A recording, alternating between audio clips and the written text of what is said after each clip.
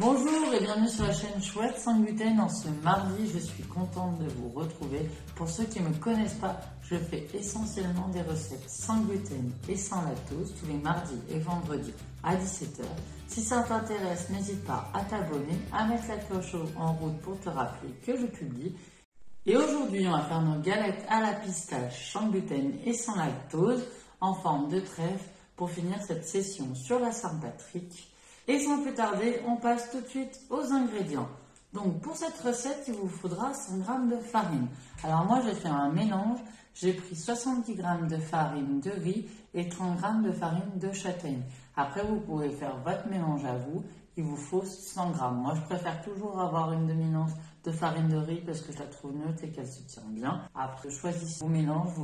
Vous pouvez même utiliser des mix sans problème. Ensuite, il nous faudra 150 g de pistaches que j'ai divisé, comme vous le voyez, en deux bols. Donc 100 g de poudre pour mettre à l'intérieur de notre galette et 50 g de pistaches pour faire la décoration autour, qui elles sont concassées, elles sont pas en poudre pour faire une jolie décoration.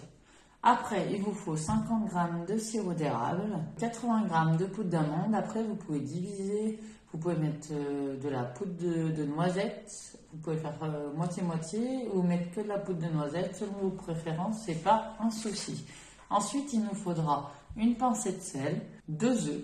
Et pour la personnaliser, comme à chaque fois, j'aime bien vous proposer, j'aime bien vous faire une balle. Et après que vous ayez le choix de faire votre recette à la maison, vous pouvez rajouter du chocolat dedans en poudre. Vous pouvez rajouter des pépites de chocolat, de l'extrait de vanille. Et après, si vous avez d'autres idées, n'hésitez pas à me les mettre en commentaire, à mettre des photos de vos réalisations. Ça me fait toujours plaisir. Tout de suite, on va passer à la confection. Allez, c'est parti. C'est le moment de faire participer les enfants avec nos jolies mains propres. Alors, en premier, j'ai mis la farine de riz, la farine de châtaigne et le sel.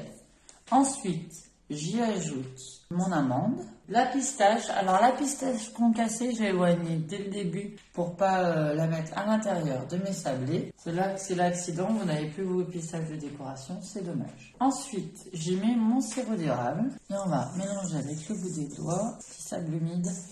On y rajoute les 2 œufs. Vous pouvez les battre avant de les mettre, ça sera un petit peu moins long. Belle pâte verte, commence à faire. Voilà, une fois qu'elle est bien homogène, on va la laisser poser 1h30 au frigo ou une demi-heure au congèle pour ceux qui sont pressés. On se retrouve pour l'étalage. Et voilà, ça fait 1h30 qu'elles ont été au frigo, une demi-heure au congèle pour les plus pressés. Et là, je les ai divisées en 4 boules égales. Ça me fait à peu près 95 g. Voilà. On va en garder une de côté pour nos tiges. Et on va en faire les 3 autres, on va faire nos feuilles, on va faire 3 jolis boudins. Alors, il faut abaisser tout doucement. On va assez doucement. On regarde où ça descend plus vite et moins vite. Et on essaie d'avoir des jolis boudins réguliers. Voilà, pour qu'ils soient à peu près tous les mêmes, vérifier au final s'il y a à peu près la même longueur, la même largeur. Nos boudins sont prêts. Voilà, on va prendre notre boudin, rouler dans les pistaches. On va essayer d'en mettre partout, on les roule délicatement, pas trop les agrandir. Faire une petite croûte de pistache. Voilà. Une fois qu'on a réalisé ça sur les 3, vérifiez bien qu'ils soient toujours homogènes et après on va les couper. On va passer à la confection de nos trèfles. Si vous avez un emporte-pièce, ne vous prenez pas la tête, étalez la pâte, faites à l'emporte-pièce. Donc pour ceux qui font comme moi, on va couper les 3 boudins. On va façonner dans la boule qui nous restait nos petits queues et on va rassembler ces 4 pièces ensemble. Tapotez bien pour bien qu'ils se tiennent ensemble, autrement ça va se casser. Mettez-vous bien sur votre plat de cuisson pour pas vous embêter. Après, on met nos confections à 180 pendant 10 à 15 minutes. Il faut qu'ils soient un petit peu dorés. À tout de suite. Et voilà, malheureusement, c'est déjà fini. Ils sont cuits. Il n'y a plus qu'à les conserver dans une boîte. Vous pouvez les conserver jusqu'à 10 jours si ils sont bien fermés. Pour le petit déjeuner, c'est top. Pour le goûter, c'est sympa. Et moi, j'ai trop faim. Donc, je vais vous dire à la semaine prochaine pour une recette anti-craquage qui prend 2 minutes à peine.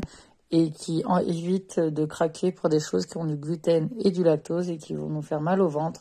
Donc, si ça t'intéresse, n'hésite pas à t'abonner, à liker et à vendredi.